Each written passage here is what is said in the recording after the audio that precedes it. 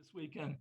So crazy environment. We all were giving thanks this weekend, and then we came back to a new variant that's creating a lot of unusual cross currents and on top of an already messy global economy. And a few weeks ago, the focus was all on inflation and the pandemic. We even talked about on this call, Mark, that we hadn't had a lot of discussions about the pandemic. We're talking more about the reopening, the inflation issues and other issues, supply chain issues, but not as much about the variant because things seem to be getting back to normal. And then we had this latest version, which quite frankly, we don't know much about. So if we react too much to it, to the uncertainty around it, it's maybe the wrong thing from an investment perspective. So what we're advising people is, take a step back, make sense of what's really going on and try and understand it before we react. And, we had a big reaction the other day on Friday, or partial rebound yesterday, and kind of mixed markets today. And, even Powell, to his comments of, drop transitory and go back to we're in an inflation mode now. I'm not sure how much of that is really what he believes or what he's messaging the market, because they might taper a little sooner, which as we get to a little bit later, I don't think really matters. But, let's just take a look at the economy and see where we are and what's driving it. So, big rebound in US GDP, and global GDP is back up at record levels at $94 trillion, growing about 5% this year, maybe a little less, but very strong bounce in the market. And in the economic activity. I think there are four major things that are driving the GDP growth that we've seen this time. The first is federal outlays. And if you go back to 2010, we were looking at, adding 800 billion in spending. It took a lot of fight to get through coming out of the financial crisis in 2008, but we brought our balance sheet up to we brought the spend up to about 3.5 trillion. If you look at what happened last year, we spent about $3 trillion more, bringing federal outlays up to about $7 trillion now. So that's obviously a big shot in the arm for the economy. You look at short rates, and this is global short rates, but whether you look at global or the US, which is in blue, you see that short rates overall are down. I think if you looked at the global short rate index, it would have been around 1.6 coming into this period at last year. Now it's back down to, it dropped as low as 0.3. So you see big changes in the interest rate structure, which is also driving a lot of it. But then you also have the Fed's balance sheet, and this can be shown for Europe and most of the rest of the developed world, where the Fed balance sheet for this period grew considerably. And just to put it in perspective for you, we doubled in 2008 to 2010, but that was off of a much lower base, around $1 trillion. If you fast forward to last year, we were up about a couple $1 trillion, $4 trillion last year. So we're now closing in on 9 trillion. So big changes in the balance sheet of the Fed. Money supply growth was up a lot year over year. It was only up about 10% in 2008 to 2010. So a big change there. All this money, all this support, all this stimulus is driven record corporate profits. And you can see how corporate profits have moved up. This is after tax with inventory valuation adjustments. So you can just see a very positive picture there. So with the variance and valuations, what should investors do now? And clearly this is the big question that people are going to be asking.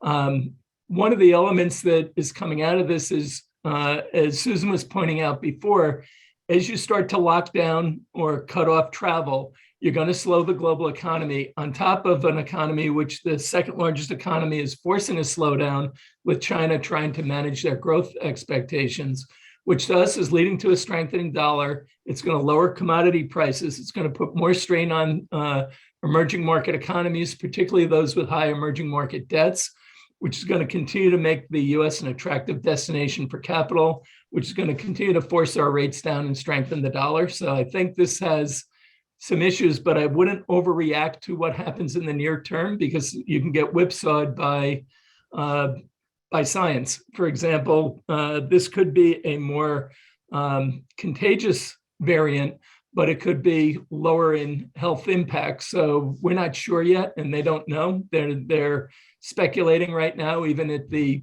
two major pharma companies that are involved, Moderna and Pfizer, are not quite clear whether this is going to be worse or less bad. So that's something we have to keep in mind.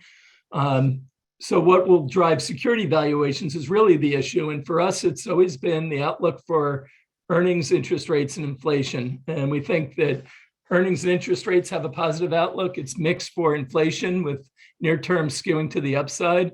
But this is generally a positive backdrop for equity investing. I'll give you a couple examples why. Here's the inflation picture going back to the 60s. And we've had a prolonged period since the 80s where we've been below 5% or right around 5%, but really averaging in the 2.5% range level. Not exactly a big concern if we're back up at 2.5%, 3% levels for an extended period. That is actually what the Fed's talking about when they want to run a little bit higher to get the average back up. I don't know if that's a good policy right now or not, but it is their policy, and I don't think they're going to move away from it too quickly. Neither is the ECB. This is inflation in advanced economies, and you can see it's clearly at an elevated level compared to historic norms going back to 2005. But the emerging economies are also at slightly lower levels overall than what they've been, but this is not a good picture. It's you're starting to see inflation pick up in a lot of those countries, particularly the energy importers, and that's going to be I think, a challenge for them. But the other thing is to keep in mind, what does the Treasury look like when you index it for inflation? And we're running negative rates here. We're running significantly negative rates in Germany. I think their 10-year is at a minus like 0.3 right now. So you add on to it a couple percent of inflation, and they're really significantly negative yield environment for them.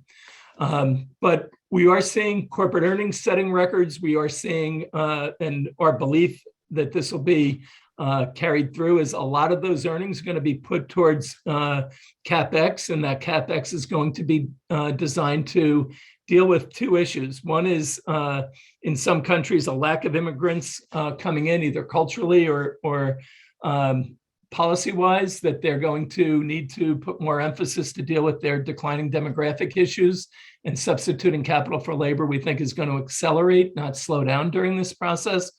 So that's one element. The other is they're looking at the long-term demographic patterns and suggesting that they're going to need to spend more to lower their cost and also to deal with the lower supply of labor that's going to be available to them. So it's going to accelerate their CapEx spend, which we think is going to be a positive for productivity, also for lowering inflation. So I get while Powell's trying to back away from the transitory view, because he is setting people up for a switch, and that switch is going to be that they will start tapering likely sooner than they had planned. But I don't think that's going to be as big an issue as the market will react initially. I think they'll come around to the fact that it's fine that they're doing that. And I'll give you why in a minute. So what should investors do now? I think we need to prepare for a lot of volatility over the next couple of weeks. We're going to get some answers to how this variant is playing out. Is it a worse health problem, or is it kind of a beginning of the end of the pandemic that we move to an endemic? To be determined. I also think you have the debt ceiling issue that's coming up that we're going to have to address in Washington, and then you have the Build Back Better program. And does this get delayed because of that? Quite possible, because we might not be dealing with the same problems. We would say stay long equities, both public and private, but avoid the extremes in valuation, both the lowest value and the highest value, because we think the low ones have earned it. We think the high ones are going to have trouble maintaining unless they have exceptional growth rates. So being more selective is going to matter more now. I think everyone has to review their portfolio thesis and think what themes are they playing, and will the thesis that they've been playing still hold in 2022? for us at ARS, it's very hard for us to play the whipsaw nature of the market. So we look to go beyond what the market's views are and play the secular themes. And we think that's the best approach for this environment because, as Greg was saying, so much of what's going on is macro today. We think it's very hard to time this market. Ray Dalio did a great job of discussing that this morning on CNBC.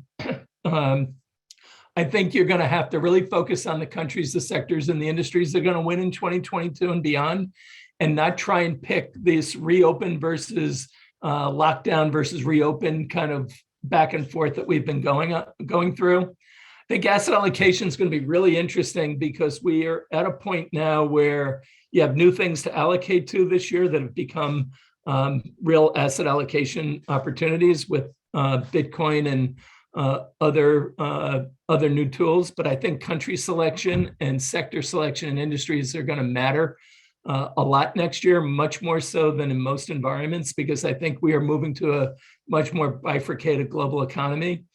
I think when it comes to asset allocation, you want to still err towards the side of favoring assets and equity assets that are going to grow, as well as some alternative assets.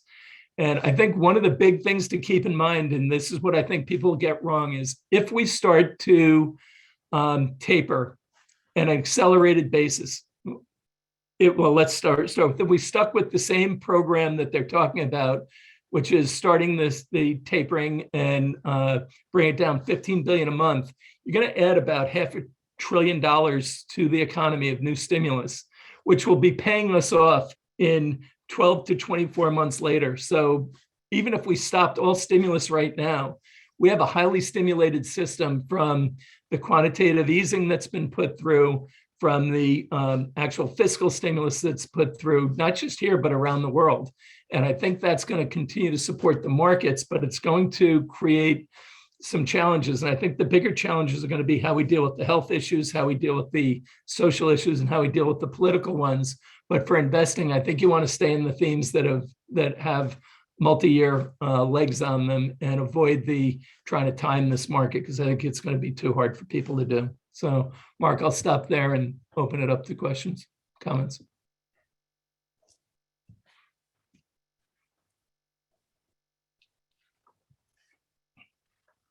You're anxious to get to John.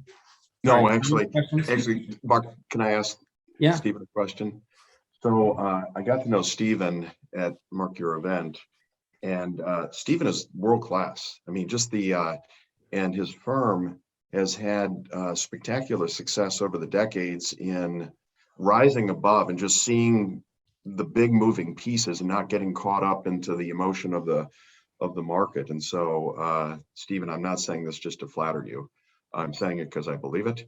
And so I learned a lot just sitting and listening to Stephen in his very humble way talk about the future of the markets. And so, Stephen, my question for you, my friend, is this: just even a bigger, higher black swan risk in 2022 compared to a normal year. There are a lot of unusual events taking place in the world, socially, politically, scientifically, and whatever.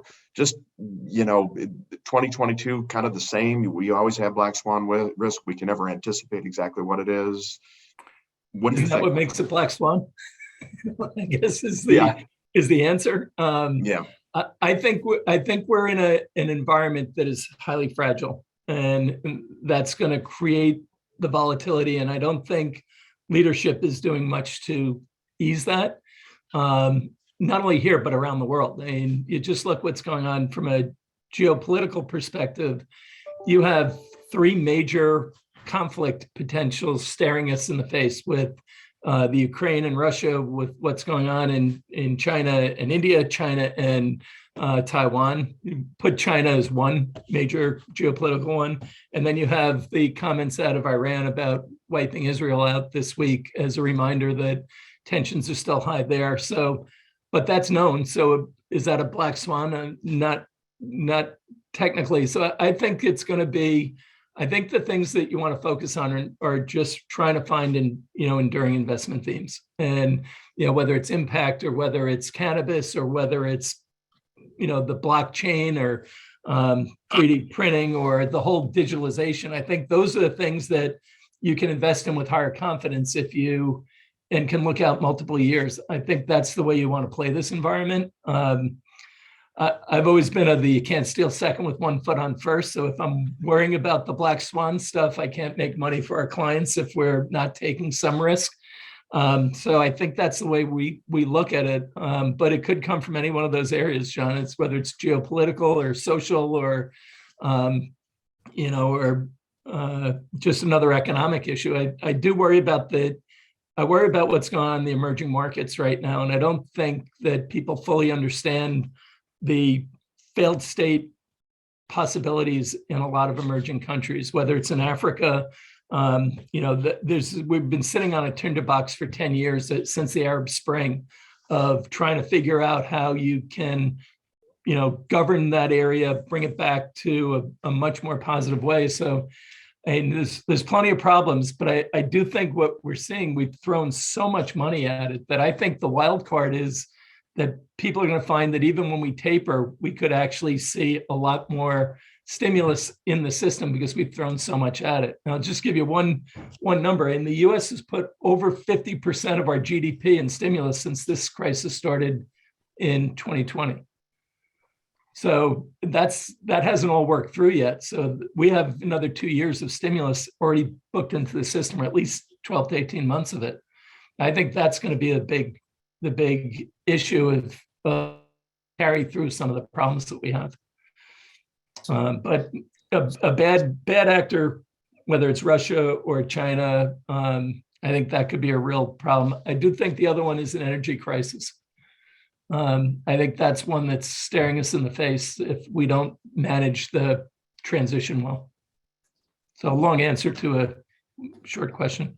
So John Dennison asked if someone just joined, what black swans in 2022 does Stephen Burke see? So that segues to last year. We're going to continue the tradition of asking everyone to really reflect on 2021 now, predict 22, your goals, particularly your philanthropic impact goals, your asks, how we can help you, and then one word. So you'll see it'll probably end up being 361firm.com 2022, not surprisingly. You could do it by survey, as we did last year, or trying to think I can pick somebody, pick on somebody like Eddie. We had everybody's videos here. So this was Eddie Vonderpart. Oh, not available anymore. Well, you can see in our playlist, just as we have a playlist for, here it is, for the last November conference, we had one for, we have about 65, I think, videos. My day job now is as it'd be great to see Esther back again. But let me just, I'm going to kick off the transition here. I just want to reflect on what we did 2 weeks ago and what we're going to do coming out of it. So this was the playlist, and these are the highlights.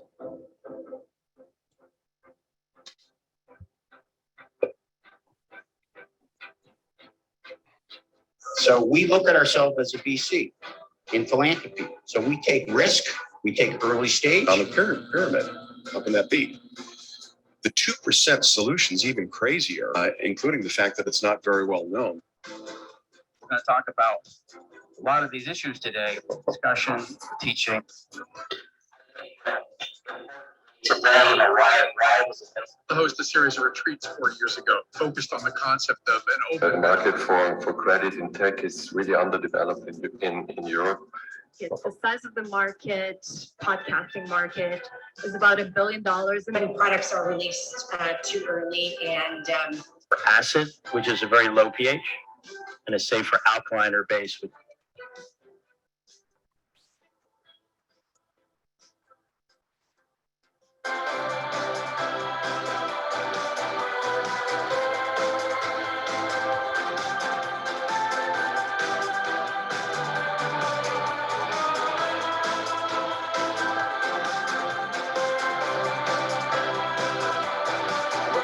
soft skills, connect them with mentors in HR that can help with their resumes. They have one purpose: to get them out of government and charity and institutional care. It could be brick kiln operators in northern India. It could be artisanal mining with children. It has been shown to affect cognitive issues, anxiety, depression. Is that we can do to try to retain some of that $1.4 trillion? You know, it's said that I see the younger family members, some next gens, there are a few that are in control, and they're place, right? So again, going back to the education model, it really comes full circle. It's all about economic drive and how can we better that. So focus on how do we invest? We think about the world as a capitalist. Hopefully a massive issue with tires and reusing of tires. There are many underserved areas in terms of capital in healthcare. Appreciate everyone leaning in, and thank you. All right, so there it is. Well, is Zach Nasser with us? The funny thing, this is sort of his brainchild, so I'll take the reins. As we look back on our gathering, just want to go around the houses and get some takeaways. So, just gonna call on some people. Oh, there's Zach. Zach, do you want to take over? Hi, Mark. Yeah, I was having connection issues. They managed to connect. I'm traveling. Where did we reach? Did anyone speak about? Not yet. I just played I bought some time for you. I played the highlights. Okay.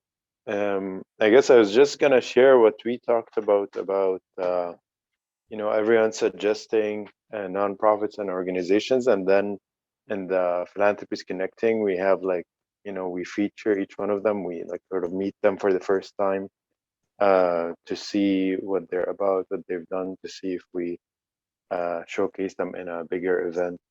So because I saw there's a lot of involvement for the last conference. Everyone suggested people that could speak or they wanted to speak on a topic. So the same way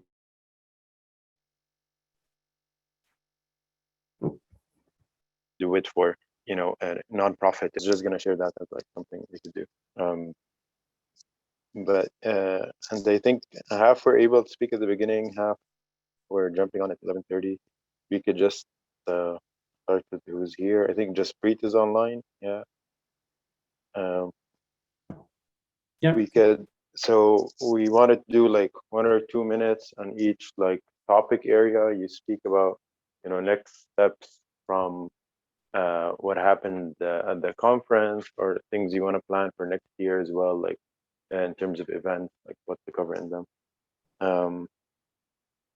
We could start with just Preet. Okay, go for it. Thank you, Zach. Hi, Mark. Hi, everybody. First of all, the event that you had a couple of weeks ago, I think it was phenomenal. I've attended a lot of these events in my life, obviously, but it was just the right mixture of informality and formality. But it made it extremely informative and very, very useful. In fact, it was also extremely useful for people on Zoom. As you know, we had the two panelists were on Zoom, and they had signed up way before the event, and they both were, the feedback was extremely positive. So thank you for organizing that. From our perspective, and personally from my perspective, I got involved with 361. I think the first time I met your group was in Chicago. So from my angle, it's a very, very new relationship, even though I feel like I've known you all for a very, very long time in a very good way. And from Windus 5's perspective, since I've gotten involved, we have a much different strategy from when the firm was founded, where it was at the time to create more awareness, where now we are looking to make much more of a measurable difference. So we have as an organization, we have some very big tasks at hand in the coming year.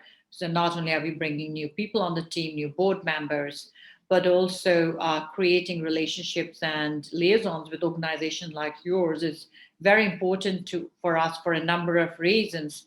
Not only, obviously, awareness, there can never be enough awareness, as much as everyone knows, but also in terms of for any foundation like ours, the one thing they're always looking for is fundraising. And I'm a big believer, it's not something you do on your own, more the merrier. And we're actually about to announce a partnership with one fairly large global organization, which is, I mean, we are a dot in front of them. They were actually one of the panelists on the British Asian Trust. So we're going to run some events with them in the coming year here in the US and most probably in England and maybe some other, maybe Monaco, wherever there's a lot of wealth to raise money, but joint events with them because they bring a lot of clout. And that's why this relationship with 361 Farm is very important to us, because a lot of people that you bring on here are from all different walks in life. And just at your event, we met so many people who want to speak with us, who do something totally different, nothing related to human trafficking or philanthropy, but want to get involved with us and are talking of how can we help. And I think that's very, very important, because as much as I always say that it's a nonprofit and we're going to run it like a business, that I mean in terms of management. But the beautiful thing is that we're not competing with other organizations that are in the that are fighting human trafficking or human rights or fighting for human rights, because our goals are the same. So I'm all about, as much as I want to run it like a business and treat it like a business in terms of how it's structured and how we're moving forward with very specific goals, we do want to work very openly with more and more organizations in this space, and then any affiliated and associated organizations like yours.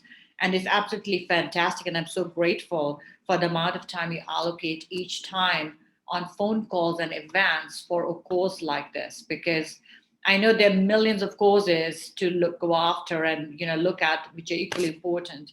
But I'm personally very appreciative that you do that. So, awesome. Thank you, Jaspreet. You're welcome. I think he was going to switch to John Coppolino because I think he's in an airport. So maybe we have him just for a few minutes. Go for it. John, can you hear us? He's on mute through the phone. Music's a little loud. So John's on here. John, can you hear us? John Coppolino. You said it with a nice Italian accent there. Okay, we could switch to Al, maybe Al Pucella. Great, thanks, Zach. Hi, everyone. I'm Al Puhala. I really appreciated Mark's. Can you hear me? Yep, you're good. Oh, great. I really appreciated the chance to speak at the conference. Mark and I relived our days growing up in Ohio when we went to Newark and Heath, Ohio, talking about opportunity zones. Now about 2 or 3 years ago, Mark. So a lot has happened. What I wanted to really convey at the event, and I'll just reiterate today, are 3 points. Number one, opportunity zones are ready for mainstream investors. The law was passed 4 years ago. Regulations are finalized. The Biden administration likes the program and is supporting it.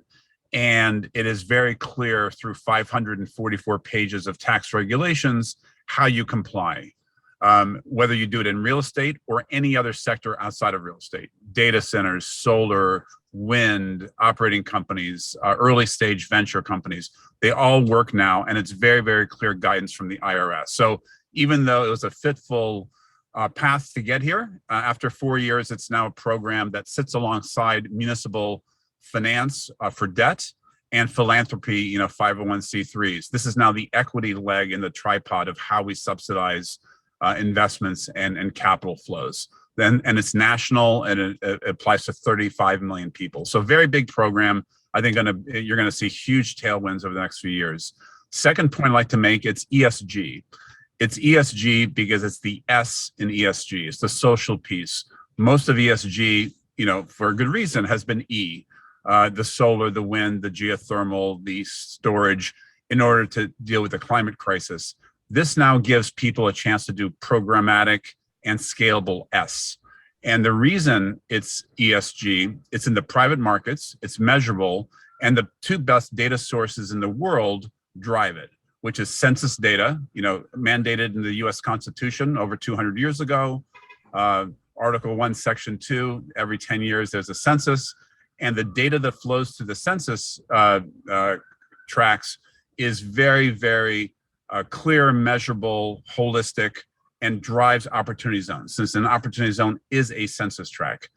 The second data flow is IRS filing data. This is data that basically the IRS collects and aggregates on what has happened to incomes, to people's poverty rates, all at kind of an IRS basis that types the zone. So you have this feeding a very measurable ESG, and I would argue one of the best measurable ESG approaches available. And then lastly, we at Capstone have partnered with Tocqueville Asset Management, which is a very large asset manager, about $9 billion of AUM. They and we announced several months ago an approach to letting any investor have a bespoke way to tap opportunity zones. You can come into an annual vintage fund that Tocqueville would manage and we would be sub-advisor to, and have exposure across sectors across the country. We have the ability to have an asset. Sorry, Alan. Yeah. Well, first of all, I want to figure out where you got that shirt. So I think we all should get one. I feel it was a Hawaiian shirt in the old days, and I'll stop. But we're very happy to work with anyone. No, I appreciate that. Just want to keep going around the houses. Zach, you want to keep going? Thank you, though, Al. It was good to get the band back together. I was gonna go for Don. I think Don is online, and I see Lauren just jumped on. Don, you wanna share your 2 cents for education? Sure. So thank you guys, Zach and Mark, for organizing the conference. The education sector is a really hot sector now, as opposed to being a really depressed and laggard sector in the past. So it's again, there's just a lot of great talent and great ideas and great startups happening in the space now, and it's just accelerating after COVID. Everybody is doing online learning, and the kind of the bland format of Zoom school. There's much better ways to do online learning, and people are getting exposed to that and really picking up a lot of really great digital learning type of opportunities. And so the sector is fantastic. And again, I think we have the summary of the thing. I don't need to go over the whole thing, but the summary of our segment on ed tech is in there. And if you want to go over those details, but again, there's a lot of change, a lot of transformation happening. We're kind of bullish that we have this industrial age model that is finally it's getting chipped away at, and we're starting to put in place a new innovation age model for educating people, which will look very different than what we all grew up with as the schooling model. And so there's a lot of different ways to get people up the competence curve and up the learning curve. And we're starting to see a lot of just really innovative, excellent ideas that are much more effective than the past kind of, drill and kill memorization models. So that's the quick summary on the education space. Thank you, Don. I'll share a quick thing actually on that. I got exposed to like esports after school programs and stuff you could earn college credit for, and even like a esports college degree coming up. So definitely it's changing from what it used to be as far as like the options. Mark, I was just going to say, Eric Lindbergh couldn't be on, and I don't see anyone for education for prisoners, but there's a program that he's working with Augustana College. So I want to marry some of these things, onto the prisoner side. And of course, it can be vocational education training, which I think you've yeah, and there are a lot of interesting prison startups like the American Prison Systems. There's an education company that's been around for like a decade that's been growing pretty rapidly in the prisoners thing, because obviously that's a huge problem. And there's a lot of tech, digital tech solutions to that problem of getting training prisoners and stuff. So that's an interesting segment of the market. Okay. Awesome. I think, do you want to do John Dennison's speech so that we... Lauren's here. So we want to. Lauren, okay. No, I thought we wanted to stick to the 40 to 45 schedule we had. We do, Yeah. but we don't want to skip Lauren. No, we'll come back. But okay, Lauren, go for it. I like the new background. Happy Giving Tuesday, everyone. Try to make it quick. The hybrid, the hybrid approach, really worked. We had Bruce Montgomery, Yvette Moyle, and me on the Zoom. Cedric Watkins and Sam Cashy were there in New York. Great panel. Had a great breakout afterwards. Met some new folks here in Chicago, over the Zoom, and a few people in New York. I guess one of the things that's was imperative that we mentioned on a number of occasions is we want to have something happening with all this. Here, go back one slide. Motivated, dedicated people. The graphic with deals, the system, with the system. In any case, that's what we are focused on, is that there's something specific and that one right there, that tangible that's coming out of this. So before the end of the year, the Chicago South crew, the people on the panel and some of the others we have on the team, I know we're going to have at least one session where we get together, two objectives. One, to go through our networks to look at to see if there are ready, investment ready things that we can put into the onboard, into the 361 system, including, some of the funds that, are people who are part of the network are working with. And the second one would be, we talked about on the panel, this idea of accelerating and amplifying what's already going on in Chicago, with the intention of, through this 361 process, then being able to leverage what's going on in Chicago with capital and resources and different things that we can leverage through the 361 network.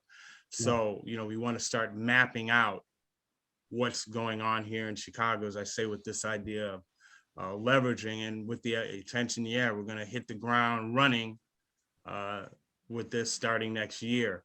Of course, there's going to be the 361 Midwest tour in June. So, our target is basically we're going to come earlier. Lauren, we're going to come. I just spoke with Denton's, the law firm. They want to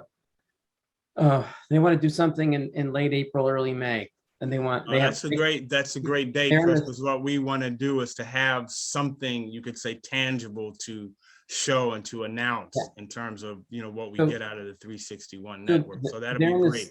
They're in the Sears Tower that can handle 200 people, but to your point with this graphic, if you go to onboard right here, O and B, if you just put on your whatever, I'm just looking at what we have.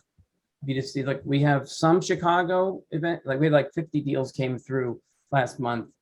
And this just helps me curate. I can't share it unless it's fully onboarded, but I can share it for vetting and I can get things moving. So you got to encourage all those funds and deals. So that's what, that's what, as I say, that's what's going to be our objective, so that we can start, like I say, hit the ground running next year. As much of this stuff as we can start getting onboarded. And like I say, mapping out so that we can keep pulling stuff in with the intention, like, we had spoke about, that our first stage will be, to try to get as much going through the funds as possible. And, there's a lot of folks here, interested. Well, I just want to get a little flavor and everybody just, I see you, John, you're at the airport, John Coppolino, just real quick, if you could, because we have to, we're transitioning. How you doing? I'm doing great. Sorry about that intro. I was in transit. I'm now at the hotel, at least. Okay. So Mark, quickly, quickly, it was great to be at the conference and actually. Go ahead. Sorry. Go ahead. Yeah, it was great to be at the conference and engage post lockdown down with people on a personal basis. But the energy in the room was contagious, and it was a great group of people. For Tigris and looking at this coming year, we're really excited about the impact we can make. I know we talked about agriculture and with the launch of our products that are going to increase crop yield and help preserve food. We think we can make an impact globally, both in crops and in the preservation of food and in production of food. And then, of course, we're very focused on the biotech side, where we're now talking to folks in South Africa to see if we can set up clinical trials to try and get our product tested against the new variant, which obviously could have great impact, not just in South Africa, but as we're doing clinicals in the Dominican and other places, we may have a very simple solution to a very complex problem. Well, you should talk to Richard Lackey, who's one, and of course to John Denniston, who's got and to me for sure. We could probably trial what you want to trial on our farms. Yeah, how many acres do you farm now, Susan, in Africa? Yeah, we have 2 large farms. One's in Zambia, in the south of Zambia. One's in the south of Mozambique. That would be wonderful. In fact, reach out to me after this call, and we can start. I'll introduce you to the CEO of our ag tech company, and we can set that up. We've been dying to get some agriculture opportunities developed in Africa because we think we can really impact the food supply in a and maybe I know Richard. Dramatic way. Richard has this TV show. Maybe I want you to listen, Richard, to John Denniston, what he's doing, even though it's not in Africa. It touches some of your other footprint. Let me transition, if I could, not just because Michigan is Ohio State, but John Denniston, can you sort of pick up where you left off in a way? I love this, the way he impact economy. He started off with the this. Peace Corps without naming it. Some history lessons of Adam Smith, Kennedy, Jane Goodall, Milton Friedman, and I thought I was back at school for a while. But just, maybe your takeaways is what you don't have to pick up where you left off exactly, but your reflections, and then you see a lot of people here on ag. If you don't know Richard Lackey, he runs a couple things, including he believes in sort of like the TV show that helps you learn how to fix up and flip a house. Just how do you farm your land in Africa. But you've got some technologies. John Capolino has some technologies that could be useful for small and large scale. Your thoughts as you take it from here. Yeah. So first thoughts just on the conference, and then some thoughts on SharedX and what we do. I thought the conference, and I told actually the audience there's you have a real skill, Mark, in how to combine the content with the collaboration. It's a very fluid dynamic in a positive way at the conference. And so I just honestly think you did an exceptional job, and just both the structure and the format that was designed for both, and then just the people were fantastic. And so there were some excellent conversations, but you designed it that way. So I'd give the whole experience just a very, very high score. Thank you. I can get into SharedX now. Just do kind of a brief summary, if that would be helpful. Sure. Okay. So SharedX, we're an agriculture impact company. Actually, the talk of Zambia in the pandemic, we helped a group of smallholder coffee farmers buy remote control because nobody could travel in the pandemic. And in the first harvest, we doubled their yield through sustainable regenerative agronomic methods. So we're very happy about that. Their yields will go up because we have a system that can do more, especially as the pandemic lifts or it gets easier over time. So SharedX is ranked the number 76 global impact company this year by Real Leaders, which releases an annual list of the top impact companies. And we're considered a top global impact company because our business is growing rapidly, and at the same time, we have delivered uncommonly powerful climate and poverty solutions. We've increased soil carbon concentration 3.5-fold, and we have increased smallholder farmer incomes up to 5-fold. And we've achieved this impact, poverty and climate, through our novel impact farming system that improves farm health, soil carbon concentration, and crucial to scaling, also improved farmer incomes. There are three elements in our impact farming system: regenerative agriculture, biotechnology for the health of the soil. Number two, advantaged market access. And number three, transformational smallholder engagement.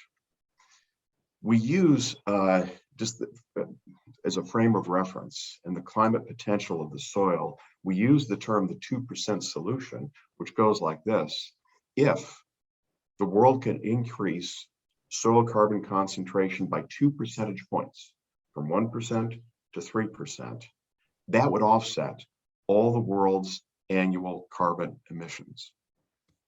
It's an extraordinary potential, unrealized, largely because there's very little government research funding in agriculture biotech as compared to pharmaceutical biotech, cures to cancer, which are great, or the computer revolution. DARPA did a very good job with that.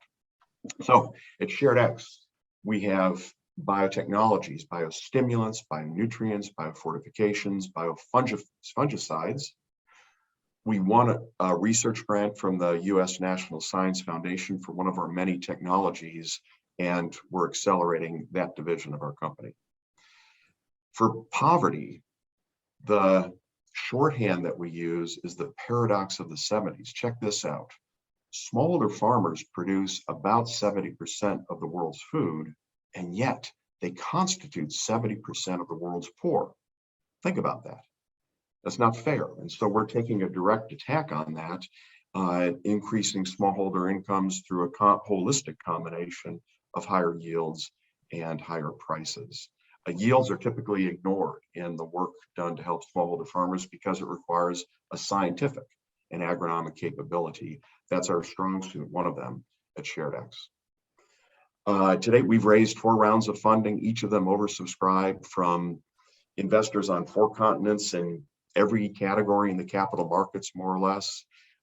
We've now had a first closing on our Series E financing, which we think will be our last, the purpose of which will be to accelerate our business and impact and become profitable.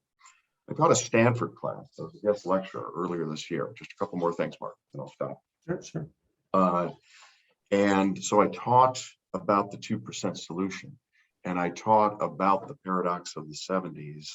And I posed 2 edgy questions, at the end of the class session, just to get the energy going and get provocative questions and so forth. Here's the first edgy question focused on poverty. How can we alleviate poverty if we don't include 70% of the poor in the impact economy? Smallholder farmers are 70% of the world's poor. Well, we can't alleviate poverty unless we include that. The second edgy question relates to climate. How can we achieve the 2% solution, the power of the soil to sequester large volumes of CO2 out of the atmosphere? How can we achieve that if we don't empower the farmers who grow 70% of our food to go regenerative? Well, we can't. And if you take a look at the UN SDGs, there are 17 of them, they're dominated by poverty in the environment, and yet there are relatively few purpose-built companies focused on climate solutions in the soil and poverty of smaller farmers. I'm not diminishing those that are out there. I'm just saying as a fraction of the impact or even agriculture startups, it's a lower number than it should be. So, very last thing I'll say, as Mark said, I began the speech that I gave at the 361 fabulous event with a photograph of John F. Kennedy as a candidate, giving a speech on the steps of the Michigan Union in Ann Arbor, Michigan, University of Michigan. And I got a recording of his speech. Kennedy finishes with this: the University of Michigan doesn't exist, and I quote Kennedy, merely to help its graduates have an economic advantage in the life struggle. There is certainly a greater purpose, and I'm sure you recognize it. Was he right? Does your education have a greater purpose? And do you recognize it? Here's the thing. We get to decide. And in so doing, we will determine the future course of the impact economy. So I finished on that, and I'm going to finish on that right here, Mark. Thank you for giving me the time.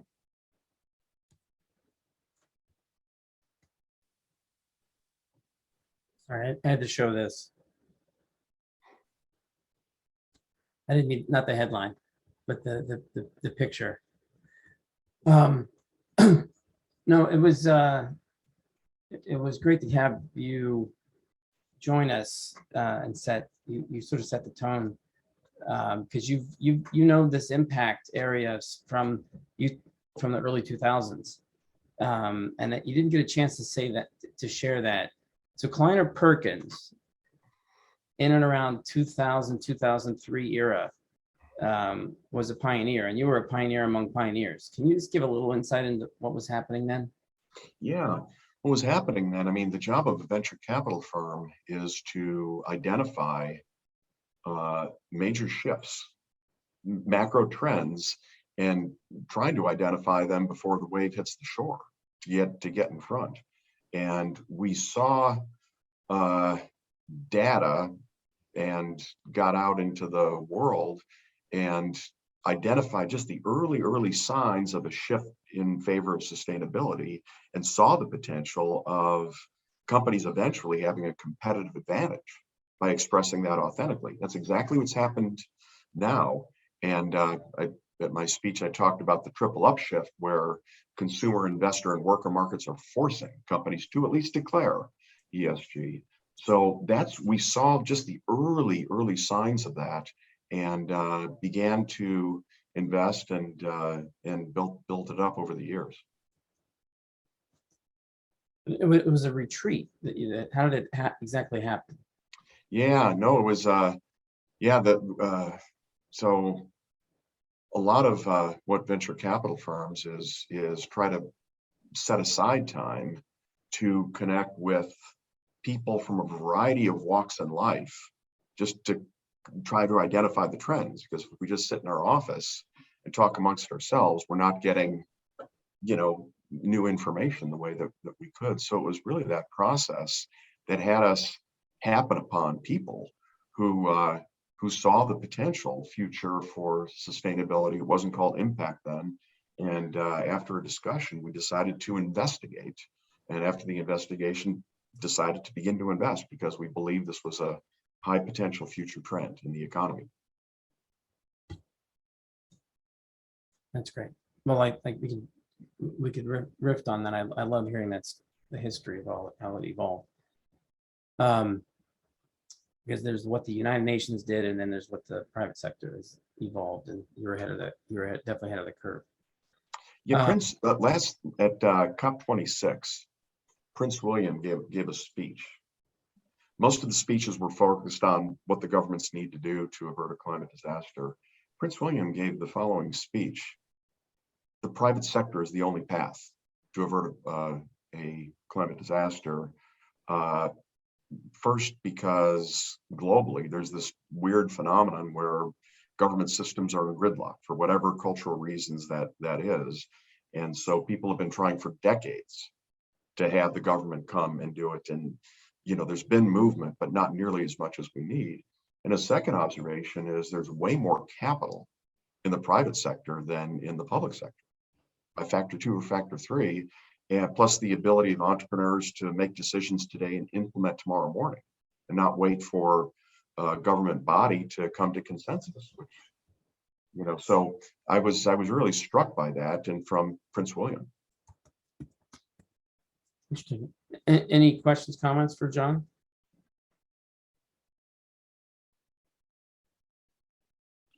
I've sent you an email, John. Look forward to connecting. We missed each other last time. Great, Richard. Thank you, and look forward to it. Yeah. One thing that John was mentioning is this Real Leaders programs. Anyone, if those within in the impact scene, you may want to put this on your radar. You can see the top companies year by year. Yeah, just a little bit on Real Leaders. It's a tremendous organization. The people there, they have some very helpful collaborators. So Bain Capital, KPMG, YPO, the research they do to come up with their top 150 is very data driven, both on the impact and on the financial. It's the blend of the two. And so we've come to admire Real Leaders a lot. They're doing a lot more than releasing an annual list of the top global impact companies. They're really helping create a platform for impact companies to connect and succeed. Well, the other thing, speaking of awards, we have our own awards program on December 15th. So I'll share this. I'm looking for everyone to be help me. We'll finalize the list of awards. We're looking for, best deals. We'll talk about best speakers. As I said, we've got a couple. You're one of them. Most fun event, and then best deals by industry. And so we're going to populate this and get this out definitely by the end of the week. So if anyone has suggestions on awards as well as nominees, you'll all be receiving this shortly. In fact, I'll throw it into the chat now. Any other comments, questions?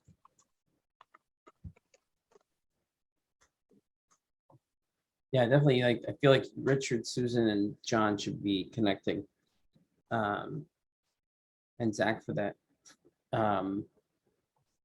And Leslie, you also did mental health. I don't know if you wanted to comment. You look like you're on. I'm on the train. Great to see you all. Thank you for putting the events together. It was a highlight. In terms of thinking forward, we're investigating our next follow-up so we can continue to chip away at the massive, important foundation of mental health and well-being for the future. So kind of looking into 2022, looking forward to creating some curated high-level educational experiences. So thanks. Awesome. We'll look forward to it. So yeah, I also found myself celebrating, John. So I was, we're going to have a Michigan event on December 30th in either Texas or Miami for reasons that you probably can imagine. So Arlington, Texas or Miami, December 30. I have to be home for New Year's Eve. I'm not sure I can stay for the game. Obviously, we have to get through Indianapolis first, but we'll have a good feeling about that. Hey, Mark. You're not going to believe this, but you saw the students storm the field after the game on Saturday. Yep. Did you see me storming? I did not see you storming. Do you have a selfie video of you storming? I do. You can share it if you'd like. I might get arrested. Did he shake hands with Day, or there was just too many people on the way, right? I don't know, because I don't know. It was just bedlam. I don't know. It was so fun, and there was no badness or fighting or violence or everything. People were just so over the moon. It was just really, really great. I gave some thought to whether I should single-handedly pull down one of the goalposts. Do you think I should have done that, Mark? No one would have faulted you. It was in the heightened emotion. I remember what happened in Ann Arbor in '89 when they won the NCAA basketball championship. I think they brought down whole street lamps and all the rest, but it sounds like it was tame. But it was just it was probably this spontaneous happiness. Sorry for those who don't care about football or Michigan. It was a classic, and yeah, it'll. And the question is, where do we go from here? Well, we keep going to games this year, Mark. That's where we go. Right. That's the good news. Right. So Mark, was it so exciting? Was it an unexpected win? I'm sorry, I'm a novice on American football. That's what I'm saying. We've been taught, whether we go to second overtimes, that we just not taught, we've been conditioned that this just doesn't happen for us. Like anyway, and clearly it can happen. So keep the faith. That's right. Now we have, Alabama and Georgia and all these other schools, but Don't lose to Iowa. I know we have a lot of mud, but Harbaugh would still say it was a good season. And I'm curious what happened after the game. Like, how was Ann Arbor, John? Oh my gosh. Whew, Zach, that is such a good question. I'll just say this. A friend of mine and I drove from near the stadium to a friend's house, maybe 2 miles away, maybe. And it took us 2 hours to get there. And we were happy with it because just Mark, I'm going to change your word from happiness to joy, if you'll allow me. It was just, and that was just palpable. So like in the streets, all the street lamps were on as far as I could tell, Mark. And people were just having a great time. So it was one great. Became a festival. Yeah, pretty much. I don't know if I think of college football though these days. It's how would you say it? I'm as much drawn to just the obscene amount of money that's involved in it now. Did you see the Notre Dame coach going to, I think USC for $100 million? how many years? 10 year contract. I saw the Michigan State contract was 95. So, and I think Harbaugh just re-upped, right? So I you guess have the to one adjust for saving inflation. grace is they I can't remember which company it was, but their first signing for, you could say, a college athlete. I can't remember. I just saw it in the news, but anyway, it was for a female, for a woman basketball player, as their first signing. So I think that was some major company. I forgot. It was Gatorade signed the sophomore from Connecticut. Right. Yeah, with the NIL, which is pretty interesting. That's for another day's discussion. That'd be an interesting conversation. let's invite them.